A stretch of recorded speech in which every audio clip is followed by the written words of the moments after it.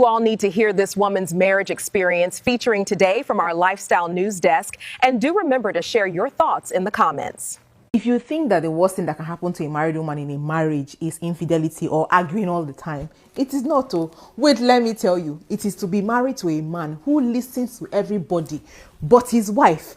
One time in the peak of our financial problems, we moved to a small BQ behind somebody's house, and that man had a wife. That wife will always come to my house. Sometimes she will wear bomb shorts and come into my house early in the morning or sometimes late at night. And when she comes, she will switch to speaking Ibibio. My ex-husband will start speaking that language with her, knowing fully well that I do not understand what they are saying. And this woman will constantly do that thing. Sometimes she will call him and say, come and take my children to school. He will go and drop her children in school. Sometimes she will call him and say, go and pick my children in school. He will go and pick her children in school.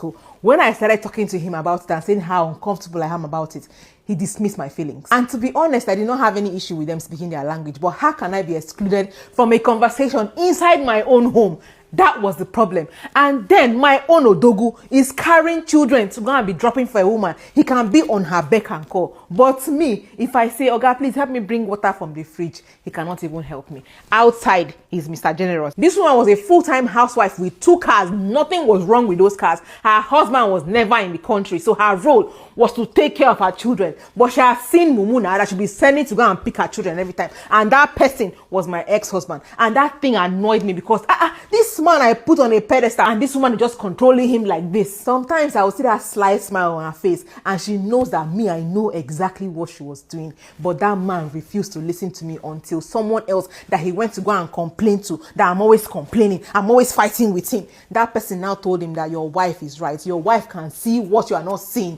What you're doing is not good. That was when he started working with me. And so when she will now call him and say, oh, Oga, can you come? He will not tell her that, oh, he's busy. Or he will not stand by the window and speak in English with her. Why did he have to wait for somebody else to tell him that what he was doing was wrong before he listened? Sometimes when you're feeling alone in your marriage, it's not because your husband disagrees with you. It is because your voice carries no weight.